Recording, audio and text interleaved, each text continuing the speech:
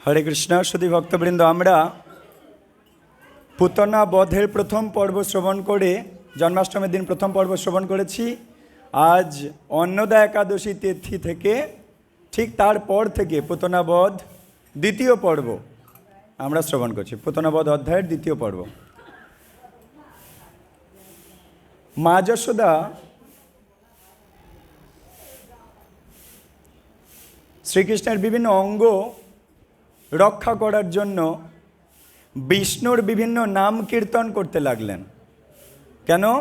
রাক্ষসীর থেকে তার বুক থেকে সবে তুলে এনেছে ছোট্ট কৃষ্ণকে। তা মা তাকে রক্ষা করবে কি করে যদি ভূতে পেয়ে থাকে ছেলের সারা শরীরে? সেই জন্য মা যশোদা বিভিন্ন অঙ্গ রক্ষা করার জন্য বিষ্ণুর বিভিন্ন নাম করছে। তাহলে ভগবানের নামে ভূতপ্রেত পিশাচ থেকে আমরা বাঁচতে পারি। কখনো আমরা রাত্রি 2টোর সময় যখন রাস্তা দিয়ে যাই কি করি? হরে কৃষ্ণ হরে কৃষ্ণ কৃষ্ণ কৃষ্ণ হরে হরে, হরে রাম রাম রাম হরে হরে করে না? তাহলে নাম তুম বিন মেরে और না কই, নাম রূপ অবতারি, তুমি ছাড়া আমার আর কেউ নেই। নাম ছাড়া ওই মুহূর্তে রাত্রি 2টোয় আপনার কাছে কে আছে? সাইকেল বা হেঁটে যাচ্ছেন, কে আছে আপনার কাছে? নাম রূপ অবতারই আছে। আচ্ছা, ভালো কথা। তা মা যশোদাও বিষ্ণুর নাম নিচ্ছে।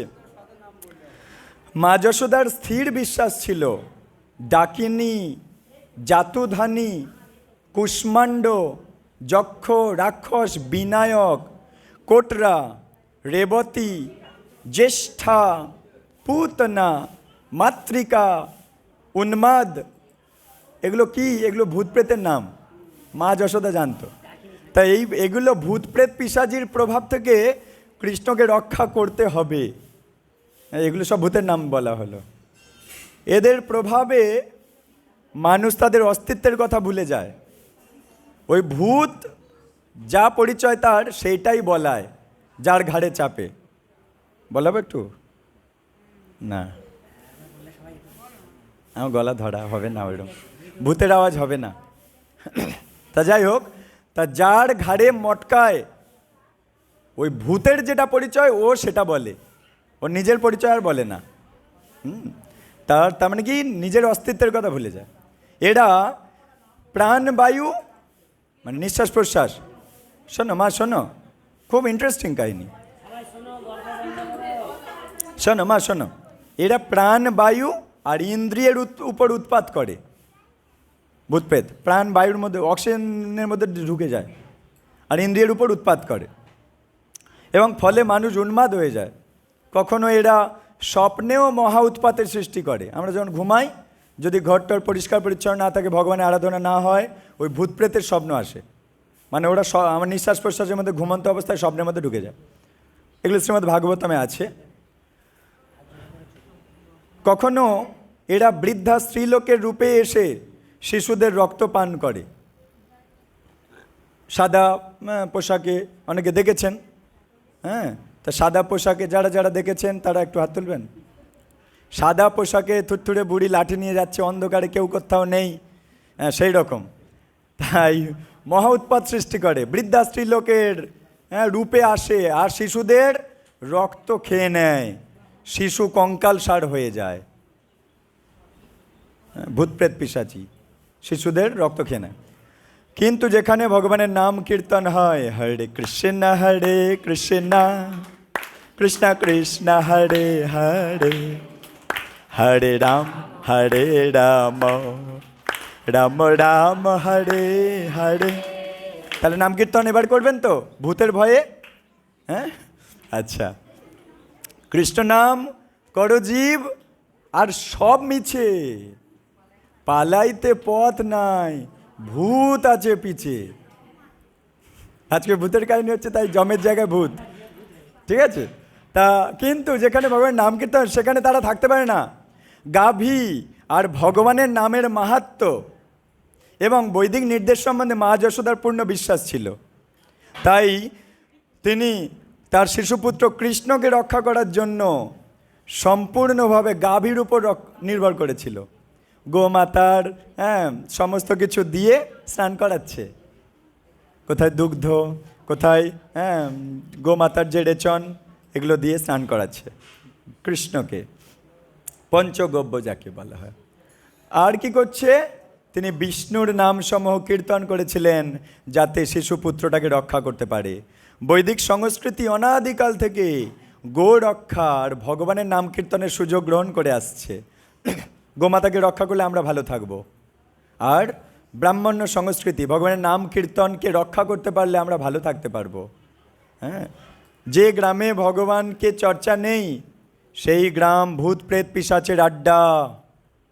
হ্যাঁ, যারা বৈদিক প্রথা অনুসরণ করছে, বিশেষ করে গৃহস্থরা, তারা তাদের বাড়িতে অন্ততপক্ষে 12টা গাভী পালন করত এবং বিষ্ণুর অর্চা বিগ্রহের উপাসনা করত। নারায়ণ শিলা, লক্ষ্মীনারায়ণ এসব রাখতো, আর গাভী থাকতো, মিনিমাম 12টা গাভী থাকতো। হ্যাঁ, 20-40টা বছর আগের দিকে তাকাও, দেখতে পেবে। আচ্ছা, বৃন্দাবনের বয়স্ক গোপীরা শ্রীকৃষ্ণের প্রতি ভালোবাসায় এত মগ্ন ছিল, কৃষ্ণকে এত ভালোবাসত, তাকে রক্ষা করার জন্য তারা আকুল হয়ে উঠেছে, যদিও তার রক্ষার কোনো প্রয়োজন হয় না, কারণ ইতিমধ্যে তিনি নিজেকে রক্ষা করেছেন। পুতনাকে মেরেছে, যে তার আবার কি রক্ষার বাকি আছে, তাই না? তারা জানতো কৃষ্ণ হচ্ছে পরম ঈশ্বর ভগবান। তারা জানতো না কৃষ্ণ ছোট্ট ছেলেটা, নীল মতো দেখতে, মাথায় প্রচুর চুল, সুন্দর, হ্যাঁ, কুঞ্চিত কালো কেশ, মাথায় ময়ূরপুচ্ছ পরে আর হলুদ পোশাক পরে গাঁটে বাঁশি নিয়ে ঘুরে বেড়াতো, আর মাখন টাখন চুরি করে খেত। তাই তারা জানতো না ওই ছেলেটা ভগবান, এবং এখন তিনি একটা শিশু রূপে তাদের সাথে খেলা করছে, তারা জানতো না। তা কৃষ্ণকে রক্ষা করার সমস্ত অনুষ্ঠানগুলো সম্পন্ন হলো। তারপর মা যশোদা শ্রীকৃষ্ণকে কি করেছে জানো? গরম দুধ পান করার জন্য তার স্তন দান করলেন। হ্যাঁ, কোনো বিপদ আপদ হলে তখন গরম দুধ পান করাতে হয়, তো মাতৃদুগ্ধ একদম ফ্রেশ মাতৃদুগ্ধ পান করালেন মাতা যশোদা কৃষ্ণকে। বিষ্ণু নাম উচ্চারণ করার পর মা যশোদার মনে হলো যে তার শিশু সন্তানটা এখন সম্পূর্ণরূপে নিরাপদ হয়ে গেছে। ইতিমধ্যে সে সমস্ত গোপেরা, যে গোপেরা রাজাকে কর দিতে গেছিল, কংসকে কর দিতে গেছিল, কৃষ্ণের বাবা বসুদেব আর ব্রজবাসীরা দল বেঁধে কর দিতে গেছিল মথুরায়, বৃন্দাবন থেকে মথুরায় গেছিল, তারা এমতাবস্থায় ফিরে গেছে। হ্যাঁ, তারা ফিরে এসে দেখছে কি কাণ্ড, পুতনার বিশাল শরীর। হ্যাঁ, দর্শন করে অত্যন্ত অবাক হলো, ইয়ে আবার কে, কোনো দিন তো দেখিনি ব্রজে, এই শরীরটা পড়ে আছে কেন মাটি? তারা কর দিয়ে এসে আর দেখে অবাক হয়ে গেছে। তার নন্দ মহারাজ বসুদেবের সাথে দেখা করে আসছে। বসুদেব বলে দিয়েছিল, নন্দ তুমি তাড়াতাড়ি বাড়ি যাও, কর যদি দেওয়া হয়ে থাকে বেশি গল্প না বলে তাড়াতাড়ি বাড়ি যাও, কারণ বৃন্দাবনে খুব উৎপাত হচ্ছে। তা সেই নন্দ বসুদেবের ভবিষ্যৎবাণীর কথা চিন্তা করছে, তাহলে বসুদেব জানলো কি করে যে বৃন্দাবনে ঘোর গণ্ডগোল হচ্ছে? মা, ও মা, এবার শোনো, এবার এদিক দেখো। তা বৃন্দাবনে ঘোর গণ্ডগোল হচ্ছে, বসুদেব জানলো কি করে? নিশ্চয়ই বসুদেব কোনো সাধারণ লোক নয়। বসুদেব মথুরায় আছে, বৃন্দাবনে গণ্ডগোল হচ্ছে, বসুদেব জানলো কি করে? নিশ্চয়ই আমার বন্ধু বসুদেব মহান ঋষি এবং যোগী, তা না হলে কি করে তিনি মথুরাতে থেকে ব্রজের এই উৎপাতের কথা বলতে পারল? তারপর ব্রজবাসীরা সেই রাক্ষসীর দেহটা কি করছে জানো? প্রত্যেকে ঘর থেকে কুড়ুল এনেছে, বলে ব্লেড দিয়ে কাটা যাবে না ওর দেহ। কি দিয়ে কাটা যাবে না? ব্লেড দিয়ে কাটা যাবে না, কুড়ুল এনেছে প্রত্যেকে বাড়ির থেকে। তা কুঠার এনে টুকরো টুকরো করে কেটেছে পুতনার দেহটা, পিস পিস করে কেটে দগ্ধ করছে, পোড়াতে নিয়ে যাচ্ছে, নইলে অত বড় শরীর কী করে নিয়ে যাবে? হ্যাঁ, তা তখন সুগন্ধযুক্ত ধূম্র উদ্গীরণ হচ্ছে, মানে ধোঁয়া যেটা বেরোচ্ছে সুন্দর গন্ধ। কেন? কারণ রাক্ষসী হলে কী হবে? ভগবান তার দেহ স্পর্শ করেছে না, তার স্তনে স্তনামৃত পান করেছে, তাহলে তার দেহ স্পর্শ করেছে ভগবান। ভগবান কারো দেহ স্পর্শ করলে তার দেহ আর রাক্ষসী থাকে? সুন্দর সুগন্ধ বেরোচ্ছে যখন পোড়াচ্ছে। আচ্ছা, শ্রীকৃষ্ণের দ্বারা হত হওয়ার ফলে এই সুগন্ধযুক্ত গন্ধ ধূম্র উদ্গীরণ হচ্ছিল। এর থেকে বোঝা যায় পুতনা তার সমস্ত পাপ থেকে মুক্ত হয়ে দিব্য শরীর লাভ করেছে। তাহলে আমরাও কৃষ্ণ সংস্পর্শে আসলে আমরাও নিষ্পাপ হব, কারণ কৃষ্ণের আরেক নাম অপাপ বিদ্ধম। কৃষ্ণকে পাপ বিদ্ধ করতে পারে না, পাপ আমাদেরকে বিদ্ধ করতে পারে। হ্যাঁ, তাই কৃষ্ণের সংস্পর্শে যে আসবে সে নিষ্পাপ হয়ে যাবে। যেমন পুতনার মতো রাক্ষসী কৃষ্ণের সংস্পর্শে এসছে, মহাত্মা হয়ে গেছে। হ্যাঁ, যেমন দস্যু রত্নাকর ভগবান রামের নাম নিয়ে বাল্মীকি হয়ে গেছে, মহাত্মা হয়ে গেছে। হ্যাঁ, তো সেটি তাই জন্য আমাদের কৃষ্ণ ভক্তিতে নাম লেখানো উচিত। অ্যাটেন্ডেন্স দিয়েছেন তো সবাই? হ্যাঁ, প্রতি একাদশীতে অ্যাটেন্ডেন্সটা দেবেন। কৃষ্ণ ভক্তিতে নাম লেখালে পবিত্র হয়ে যায় মানুষ। আচ্ছা, পরমেশ্বর ভগবান যে পরম মঙ্গলময় তা এর থেকেই বোঝা যায়। পুতনা তো এসেছিল কৃষ্ণকে মারবে বলে, কিন্তু কৃষ্ণ পুতনার স্তন পান করেছিলেন, তাই পুতনা তার সমস্ত পাপ মুক্ত হয়ে গেছে এবং তার মৃতদেহটা দিব্য হয়ে গেছে। ওটার জড় রাক্ষসী শরীর নয়, দিব্য শরীর। তার একমাত্র কাজ ছিল শিশুদের রক্ত চুষে পান করে খেয়ে নেওয়া, শিশুদের মেরে দেওয়া। কংস পাঠিয়েছে, তা সে ছিল রক্ত পায়নি। কি ওমা, পুতনা কি খেত? রক্ত পায়নি মানে কি? রক্ত পান করতো পুতনা। হ্যাঁ, বলে তুই ওদিক যাসনি, তোর ঘাড় মুটকে রক্ত খাবে, ওদিকে ভূত আছে। ঠিক তেমনি ইনি ছিলেন, এই আমাদের পুতনা দেবী, ইনি ছিলেন রক্ত পায়নি। তা শ্রীকৃষ্ণের প্রতি বিদ্বেষযুক্ত হওয়া সত্ত্বেও সে মুক্তি লাভ করেছে। দেখো, যে কৃষ্ণকে মারতে যায় সেও নিষ্পাপ হয়ে যায়। তাহলে কৃষ্ণ কত দয়াময়। হ্যাঁ, আমরা তো কৃষ্ণকে ভালোবাসতে এসেছি, অনেকে তো কৃষ্ণকে গালি দিচ্ছে, তারাও কৃষ্ণ তো নাম নিল। তোমরা খালি দিনরাত হরে কৃষ্ণ হরে কৃষ্ণ, খেদে আর কাজ নেই, হরে কৃষ্ণ করছে। তার মানে কি টোন টিটকারি মেরেও তো হরে কৃষ্ণ বললো, আর কৃষ্ণ তার হাতটা ধরে নিল খপ করে, যে আচ্ছা তুমি আমাকে গালি দিয়ে আনন্দে আছো, ঠিক আছে গালি দাও, কিন্তু তোমার পাপ নাশ করার কাজ আমার চালু হয়ে গেল। কেন তুমি আমায় ডাকলে, তা ডাকলে আমি যাব না? সে তুমি ডেকে আমায় নিন্দা করো, যা করো, ডেকেছ তো, তাহলে কেন আমি আসবো না? এই জন্য তো সুতরাং যারা বিশ্বাস আর ভক্তি সহকারে পিতামাতার মতো বাৎসল্য রসে গোপালকে, ভগবানকে স্নেহ করেন, তারা যে কত সৌভাগ্যশালী তা আমরা সহজেই অনুমান করতে পারি। প্রেমের সাথে যারা ভগবানকে দুধ খাওয়ায়, ও তো মারবে বলে দুধ খাওয়াতে এসছে, আর আমাদের মায়েরা কি করে? প্রেমের সাথে তাকে দুধ খাওয়ায়, তার সেবা যত্ন করে, ক্ষীর মাখন দধি খাওয়ায়। তাহলে আরও কত লাভবান হচ্ছে, সেটা কি বর্ণনা করা সম্ভব? আর ভেবে দেখুন, অনন্ত লাভ হচ্ছে। শুদ্ধ ভক্ত সর্বদা গভীর স্নেহ আর ভালোবাসা সহকারে কৃষ্ণের সেবা করেন, কেননা তিনি জানে কৃষ্ণ হচ্ছে ভগবান, তিনি হচ্ছে সমস্ত জীবের পরম আত্মা কৃষ্ণ। তাই বলা হয়েছে, কেউ যদি ভগবানের সেবা অল্প একটু প্রয়াসও করে তাহলে তার যে লাভ হয় তার কল্পনার অতীত। দেখুন ওই বোর্ডে লেখা আছে, গীতার 2:40 শ্লোক, নেহা বিক্রমণ সোস্তি প্রত্যবায় ন বিদ্যতে স্বল্পমপ্যস্য ধর্মস্য ত্রায়তে মহতো ভয়াৎ। ভক্তিযোগের অনুশীলন কখনো ক্ষয় হয় না, তার স্বল্প অনুষ্ঠানও অনুষ্ঠাতাকে সংসাররূপ মহাভয় থেকে পরিত্রাণ করে, ভগবান নিজে বলেছে। তাই এখানেও আমরা ভাগবতমে পাচ্ছি, লীলা পুরুষোত্তম শ্রীকৃষ্ণ তো ভাগবতম থেকে তৈরি। অল্প কেউ যদি সেবা করে, তাহলে তার যে কল্পনার অতীত লাভ হয়, সেই সম্বন্ধে গীতায় বলা হয়েছে, স্বল্পমপ্যস্য ধর্মস্য ত্রায়তে মহতো ভয়াৎ। স্বল্প একটু ভগবত সেবা আমাদের মহাভয় থেকে রক্ষা করে। যেমন ফলওয়ালি 2-4টে 6টা ফল দিয়েছে, কৃষ্ণর ছোট্ট ছেলে হাতে করে ধরতে পারছে না, পড়ে যাচ্ছে গড়ি গড়ি।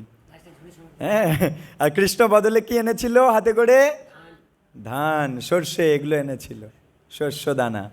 কচি ছেলের হাত, কচি ছেলে তো তুলবুলে টাইপের এরকম করে হ্যাঁ, শস্য আনছে, ফলওয়ালিকে শুধু ফল দিয়ে শুধু ফল নেব, শস্য দেব? তো বাচ্চা কৃষ্ণ শস্য হাতে করে আনছে, গলে গলে গলে গলে, কচি হাত, সব গলে গলে পড়ে গেছে হাতে। ফলওয়ালি দেখছে 2-4টে দানা আছে, তা ফলওয়ালি তো গোটা ঝুড়ি ফল দিয়ে দিয়েছে, আর বলছে তুমি আমায় বদলে কি দেবে? বলছে এই তো এনেছি, তো এই দেখো, এই রে আমি কত শস্য আনলাম, কোথায় গেল? আচ্ছা এই 2-4টে আছে, এই নেন। তা ফলওয়ালি কি ওটা নেবে? ফলওয়ালি আনন্দ পাচ্ছে, তার মুখ দর্শন করছে, সেই ভোলা ভালা সুন্দর ছোট্ট শিশুর মুখ, শিশুকে কেনা ভালোবাসে, হ্যাঁ, সেটা আস্বাদন করছে, অপূর্ব সেই রূপ, জগতের সবচাইতে সুন্দর বাচ্চা, তাকে দেখছে ফলওয়ালি। তা এদিকে কৃষ্ণ দিতে চাইছে, সে তো বিভোর হয়ে আছে, কৃষ্ণ 2টো সর্ষের দানা দিতে চাইছে, বিভোর হয়ে আছে। হ্যাঁ, তারপর বলছে না না, আমার কিছু দিতে হবে না, তুমি রাখো, আর এই ফলগুলো তুমি খাও, দেখি আমি দেখবো। তো দেখার পর যখন সে এবার ফলওয়ালি বাড়ি ফেরত চলে যাচ্ছে, তার ঝুড়ি দেখছে মণিমাণিক্য ভর্তি। সুদামা 1 মুঠো চিড়ে ভিক্ষে করে এনে ভগবানকে দিয়েছিল, বাড়ি ফিরে দেখে পত্নী সুন্দরী হয়ে গেছে, বাড়িঘর সব অট্টালিকা হয়ে গেছে, গ্রাম রাস্তাঘাট সব মণিমুক্ত পাথর দিয়ে সব ঘর বাড়ি তৈরি। এই রে, তাহলে ভগবানকে দিতে আর কি কুণ্ঠা করবেন? 2 হাত ভরে দেবেন, যেখানে পারবেন ভগবান কৃষ্ণকে দান করবেন। হ্যাঁ, কৃষ্ণ হচ্ছে সেই সৎ ব্যক্তি, যাকে দান করলে কোনো চিন্তা নেই, জন্ম জন্ম আপনি সব পেতে থাকবেন, আপনার যা দরকার, ও কোনো অভাব থাকবে না। তা ভগবত ভক্তি এত অপূর্ব যে জ্ঞাতসারে এবং অজ্ঞাতসারে যদি ভগবান একটু সেবাও আমরা করি, জেনে বা না জেনে, তার ফলে মহৎ লাভ হয়, তা আমরা কল্পনাও করতে পারি না। একটা গাছের ফুল নিয়ে যদি আমরা কৃষ্ণের পূজায় দিই, তাহলে সেই গাছটারও কল্যাণ হয়, জানো? যে গাছের ফুল ভগবানের চরণে দিলে সেই গাছের কল্যাণ হয়, সেই গাছ মনুষ্য জন্ম লাভ করবে এবারে। আচ্ছা, এইভাবে কৃষ্ণের পূজায় যখন ফুল অর্পণ করা হয়, তখন যে সমস্ত গাছ এই ফল ফুলগুলো ধরেছিল, অজ্ঞাতসারে তারাও সুকর্ম অর্জন করে নিল। বলনি তাই গৌর প্রেমানন্দে। তাই অর্চনের প্রভাবে সকলেরই মঙ্গল হয়। অর্চন অর্থাৎ ভগবানকে এই সমস্ত দান করা, ওই মাতাজি কি সব দান করছে, হ্যাঁ, এর ফলে অভূতপূর্ব কল্যাণ সাধন হয়, শাস্ত্র বলছে। এরপর শোনো, মন দাও, কৃষ্ণ, হ্যাঁ, শ্রীকৃষ্ণ ব্রহ্মা শিব আদি মহান দেবতাদেরও উপাস্য। কি বললো? ব্রহ্মা শিব আদি মানে ইত্যাদি মহান দেবতারাও কৃষ্ণকেই উপাসনা করেন, কারণ উনি গোড়া, ওনার থেকে দেবদেবীরা তৈরি। তাহলে যার থেকে আমি তৈরি তাকে আমি সেবা পূজা করব না? যেমন আমরা বাবা মায়ের থেকে তৈরি, বাবা মাকে সম্মান শ্রদ্ধা প্রণাম নিবেদন করব না? এটা তো স্বাভাবিক। একইভাবে আত্মা তৈরি কৃষ্ণ থেকে, তাহলে কৃষ্ণকে প্রণাম করবে, এটা তো স্বাভাবিক, লজ্জার কি আছে, তাই না? এটাই। আর পুতনা এত সৌভাগ্যশালী যে তার কোলে তিনি একটা শিশুরূপে খেলা করেছে, তার কত ভাগ্যবান। হ্যাঁ, কৃষ্ণ যেন ভয় না পায় সেই জন্য সুন্দরভাবে সেজে এসেছে পুতনা। এমন সাজ সেজে এসেছে, দেখে মনে হচ্ছে মহালক্ষ্মী নেমে এসেছে নারায়ণের কাছে, কেউ আটকাচ্ছে না। তাহলে এই সাজ সেজেছে কেন? কৃষ্ণকে মারবে ঠিকই, কিন্তু কৃষ্ণ যাতে ভয় না পায়, আনন্দ যাতে পায়। ভয় পেলে যদি কেঁদে ওঠে সবাই চলে আসবে, দুধ খাওয়ানো হবে না। তাহলে সেজেছে কেন? কৃষ্ণের খুশির জন্য। তাহলে আপনারা সেজে এসেছেন কেন? পুতনা সেজেছে কেন? কৃষ্ণকে মারবে বলে। আপনি সেজেছেন কেন? হ্যাঁ, রাজ ঋষি সেজেছেন কেন? আপনি সেজে এসেছেন কেন? কৃষ্ণকে খুশি করার জন্য। তার মানে উনি প্রতিকূলভাবে সে ভজন করলো, আমরা অনুকূলভাবে ভজন করলাম। ঠিক মুনি ঋষিরা শ্রীকৃষ্ণের যে চরণ কমলে ধ্যান করেন, তা পুতনার শরীর স্পর্শ করেছে। হ্যাঁ, মায়ের বুকের দুধ যখন পান করে, বাচ্চা ছেলের পা মায়ের বুকের ঠেকে না? তাহলে পুতনা মায়ের বুকে ঠেকেছে ভগবান শ্রীকৃষ্ণের চরণ কমল। আচ্ছা, পুতনার শরীর স্পর্শ করেছে। ভগবান শ্রীকৃষ্ণ ভক্তি ভরে নানা রকম আহার্য নিবেদন করে। মানুষ শ্রীকৃষ্ণকে ভক্তিভাবে নানা রকম আহার্য নিবেদন করে। শ্রীকৃষ্ণ স্বেচ্ছায় পুতনার স্তন্য পান করেছিল। দেখুন, উনি স্তন্য দুগ্ধ, সেটাও তো একটা ভোগ্য বস্তু, দুধ, সেটা দান করছে, কিন্তু মারবে বলে দান করছে, তাও কৃষ্ণ গ্রহণ করেছে। হ্যাঁ, আর আমরা তর্ক করি কৃষ্ণ কি খায়, অত ঘটা গদ্যে আর কি আছে, ও কি খায়? মূর্খতা, দিস ইজ কল্ড মূর্খতা। যে কৃষ্ণকে মারবে বলে দুধ খাওয়াতে এসেছে, তাকেও কৃষ্ণ বঞ্চিত করেনি। আহারে, আমাকে কিছু সেবা দেবে বলে তো এসেছে। হ্যাঁ, কৃষ্ণ চোখ বন্ধ করে নেয়, ওর খারাপ গুণ দেখছে না। যেই পুতনা ঘরে ঢুকছে, ওর খারাপ গুণ দেখছে না, কৃষ্ণ চোখ বন্ধ করে নিচ্ছে। খারাপ গুণ দেখতে পাবো, তাই খারাপ গুণ, রাক্ষসী তো খারাপ গুণ, সেটা দেখতে পেয়ে যাবে। কৃষ্ণ চোখ বন্ধ করে আছে। হ্যাঁ, ওই লক্ষ্মীর মতো দেখতে ওর কোলে উঠেছে এবং মারবে বলে দুধ দিতে এসছে। ভগবান কি জানে না? কচি বাচ্চা জানে না? খেলিছ এই বিশ্ব লয়ে বিরাট শিশু, আনমনে খেলিছ। তাহলে উনি আনমনে খেলা করছে, কিন্তু জানে না উনি যে হ্যাঁ আমাকে মারতে এসেছে, তবু সেই সেবা তো গ্রহণ করেছেন।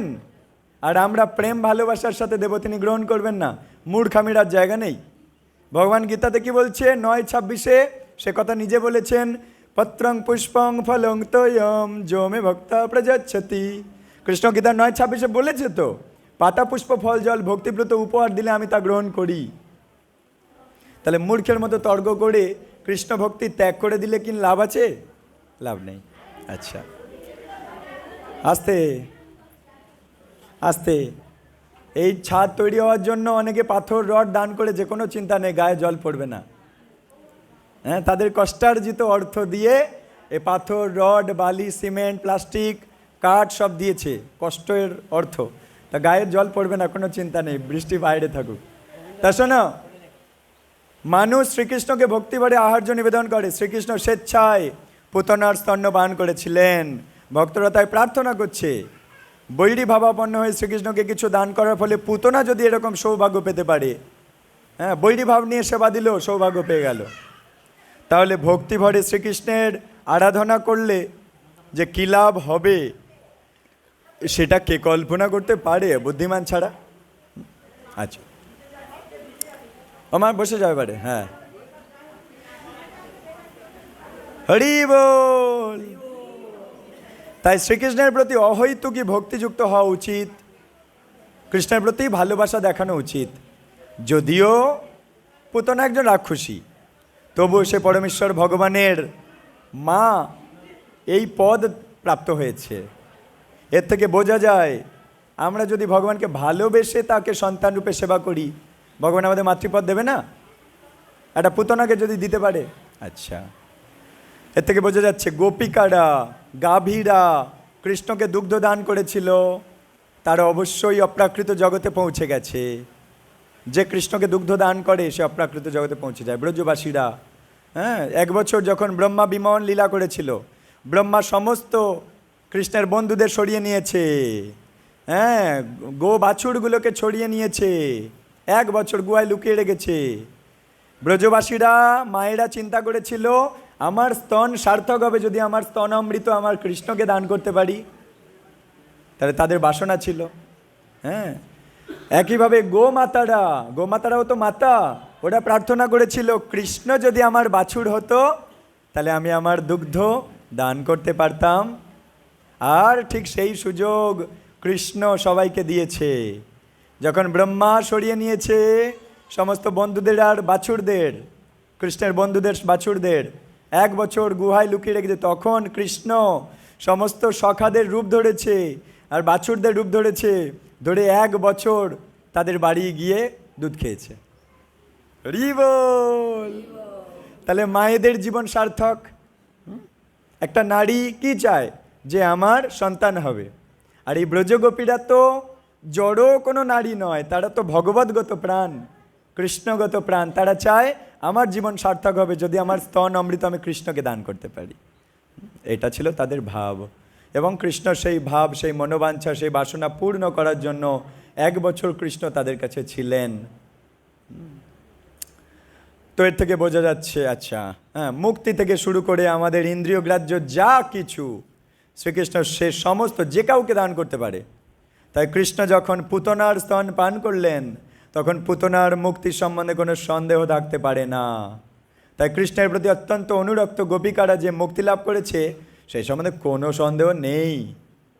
হ্যাঁ, যে সমস্ত গোপিকা, তাহলে আপনি ভগবানকে ভালোবাসলে আপনিও এই দুঃখের জগৎ থেকে মুক্তি পাবেন, এ বিষয়ে কোনো সন্দেহ নেই। তাই ভক্তি অনুশীলনটা, কোমরে একটা গামছা বাঁধুন, বেঁধে নেমে পড়ুন।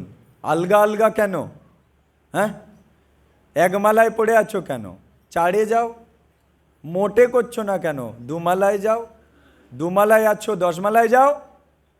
কোমরটা বাঁধতে কী হয়েছে? এই বর্ষাকালে যখন বৃষ্টি পড়েছে অমনি কোমরে গামছা বেঁধে তো ধান চাষ করতে চলে গেছিলে, হ্যাঁ যাওনি?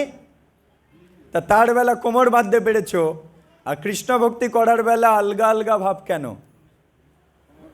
কোনো সন্দেহ নেই, কৃষ্ণ ভক্তি কোমর বেঁধে করুন, নিষ্ঠার সাথে করুন।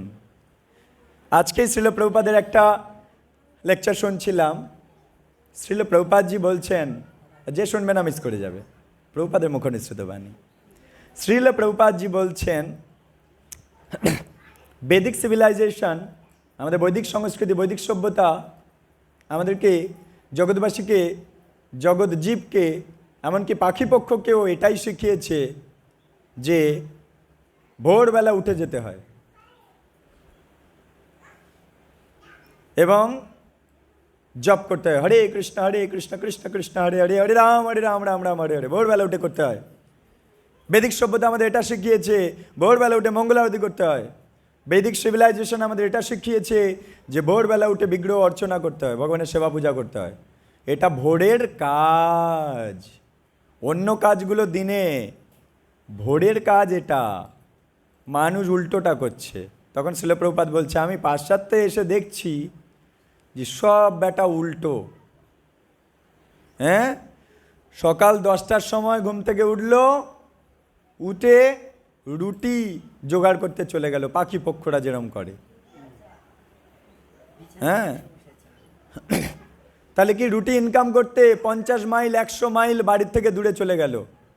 আরে যাবেন, কেউ না করেনি, কিন্তু কোন টাইমে কোনটা করতে হয় সেটা তো জেনে যাওয়া উচিত নাকি?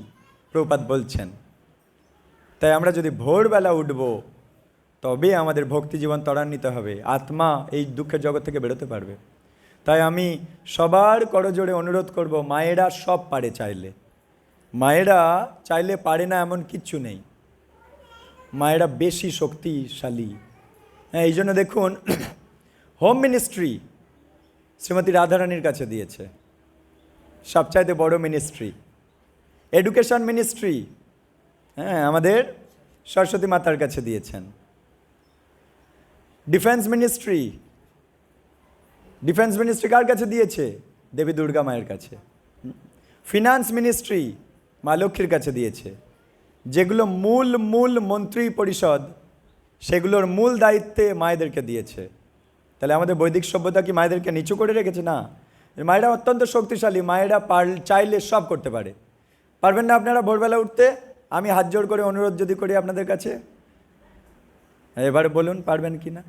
আমি হাত জোড় করে অনুরোধ করছি, মায়েরা দয়া করে ভোর 4টেই উঠবেন। হ্যাঁ, পারবেন না? তাহলে নিরোগ দেহ থাকবে, হ্যাঁ, আত্মা উন্নত হবে। পারবেন না? মা পারবেন তো? আপনারা তো ওঠেন, হ্যাঁ, গরু বাছুর আছে, হ্যাঁ, কাজকর্ম করেন। ভোরবেলা উঠে স্নান করে পরিষ্কার পরিচ্ছন্ন হয়ে একটুখানি মন্দিরে 10-15 মিনিট এসে মন্দিরে একটুখানি ভক্তি অনুশীলন 10-15 মিনিট করে বাড়িতে চলে যাবে। এবার সারাদিন ধরে সব কর্ম করুন না, কি আছে? এইটা আমাদের মূল শিক্ষা। তা যাই হোক, তাই শ্রীকৃষ্ণের প্রতি অত্যন্ত অনুরক্ত গোপিকারা মুক্তি লাভ করেছিলেন, সেই সম্বন্ধে সন্দেহ আর কি আছে? হ্যাঁ, গোপিকারা গাভী গরুর প্রীতি ও স্নেহ সহকারে শ্রীকৃষ্ণের সেবা করেছিলেন। তারা সকলেই জড়জগতের ক্লেশদায়ক অবস্থা থেকে মুক্ত হয়ে গেছে। যে ভগবানের সেবা কাজ করে সেই জড়জগৎ থেকে বেরিয়ে যায়। আমার তো খুব আনন্দ লাগে দেখে, মায়েরা কি সুন্দর এসে বলতে হয় না, এসে জল বয়ে দিয়ে যাচ্ছে। বলতে হয় না এসে সমস্ত বাসন মেজে নিজেদের কল্যাণ করছে। তো এর জন্য সত্যি আমি কৃতজ্ঞ অনুভব করি। আপনাদেরকে নিয়ে চলতে আমার খুব ভালো লাগে। ঠিক সেই কারণে আমি মায়াপুর চলে যেতে পারিনি, নাহলে হয়তো চলে যেতাম। আপনাদের যাতে কল্যাণ হোক, উন্নতি হোক, আপনাদের সেবা করার সুযোগ আমি এই প্রত্যন্ত গ্রামে পেতে পারি, সেই জন্য যাইনি। এটা খুব হৃদয়ের কথা। যাই হোক, সেটা বলাটা ঠিক না, অনেয়ার। তো পুতনার, এবার পরের টপিকে যাচ্ছি। পুতনার চিতার আগুনে ধোঁয়ার সুগন্ধ আঘ্রাণ করে ব্রজবাসীরা অবাক হয়ে গেছে। একে অপরকে জিজ্ঞাসা করছে, এই সৌরভ আসছে কোথা থেকে? তারা অবাক হয়ে গেছে, কোথা থেকে আসছে সুগন্ধ? অবশেষে তারা বুঝতে পারল এই সুবাস পুতনার দগ্ধ শরীর থেকেই আসছে। তারা সকলে শ্রীকৃষ্ণকে প্রাণের থেকে অধিক ভালোবাসতেন।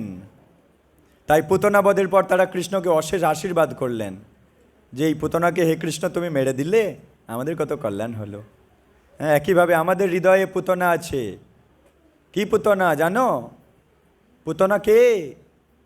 পুতনা সে যে সন্তান হত্যা করে, দ্যাট মিন ভ্রূণ হত্যা করে। পুতনা সে। আমাদের হৃদয়ে সেই পুতনা আছে। আমরা ওষুধ খেয়ে ভ্রূণ হত্যা করছি। পুতনা ঘরে ঘরে, প্রত্যেকটা মানুষের দেহের ভেতরে পুতনা আছে, যে তার ভ্রূণকে হত্যা করে দিচ্ছে, নিজের সন্তানকে। তাহলে পুতনা বাইরে কোথায় খুঁজছো? তাহলে ভগবান কৃষ্ণের কাছে কেন এসেছো? ব্রজবাসীরা যেমন কৃষ্ণকে আশীর্বাদ করছে, হা কৃষ্ণ তুমি আমাদেরকে পুতনা থেকে বাঁচালে, একইভাবে আমরা ভগবান কৃষ্ণের কাছে প্রার্থনা করতে মন্দিরে এসেছি, হা কৃষ্ণ আমার হৃদয়েও পুতনা আছে, কত ওষুধ খেয়ে আমি চক্র নষ্ট করে দিয়েছি, তাই এই পুতনা বৃত্তি আমার হৃদয় থেকে নাশ করে দাও। এই পুতনা বৃত্তি দুর্গন্ধময়, এই পুতনা বৃত্তি পুতি গন্ধময়, এটা খারাপ জিনিস। হে কৃষ্ণ তোমার স্পর্শে ওই ভ্রূণ হত্যা করার প্রবণতা নষ্ট হয়ে গিয়ে সুগন্ধ বেরোবে, শুদ্ধ কৃষ্ণ প্রেম জাগরিত হবে। হে কৃষ্ণ তোমার স্পর্শ বিনা হবে না, সেই হচ্ছে পুতনা। যাই হোক, কেউ অপরাধ নেবেন না, মূল শাস্ত্র কথা আমাকে বলতেই হবে। তারা সকলকে প্রাণের থেকে বেশি ভালোবাসত। তারা পুতনাকে আশীর্বাদ করছে, কৃষ্ণকে আশীর্বাদ করছে পুতনাকে মেরে দিয়েছে বলে। পুতনাকে জ্বালাবার পর নন্দ মহারাজ ঘরে ফিরে এলেন এবং শিশু কৃষ্ণকে কোলে বসিয়ে বারবার তার মস্তক আঘ্রাণ করতে লাগলেন। এইভাবে তিনি শ্রীকৃষ্ণের সুরক্ষা সম্বন্ধে আশ্বস্ত হলেন। শ্রীল সুখদেব গোস্বামী শ্রীকৃষ্ণের দ্বারা পুতনাবধ সংবাদ শ্রবণকারী সমস্ত শ্রোতাদের আশীর্বাদ করলেন। এই সমস্ত শ্রোতারা অবশ্যই গোবিন্দের শ্রীচরণারবিন্দে অহৈতুকী এবং অপ্রতিহতা ভক্তি লাভ করবেন। সুখদেব গোস্বামী আশীর্বাদ করলো আমাদের সবাইকে, যারা পুতনাবধ কাহিনী শ্রবণ করলাম, ওই পুতনার মতো বৃত্তিটা আমাদের হৃদয় থেকে মরে যাবে। একদিন সংযম জীবন আমরাও পাবো। তখন আর ওই সব জিনিস, আজে বাজে জিনিস কিনে ভ্রূণ হত্যা করতে হবে না। ইতি লীলা পুরুষোত্তম শ্রীকৃষ্ণ গ্রন্থের পুতনাবধ নামক 6ষ্ঠ অধ্যায়ের ভক্তি বেদান্ত তাৎপর্য সমাপ্ত হলো। এখন আমরা এই ভিডিওটা কেটে দিয়ে আবার নতুন একটা ভিডিও।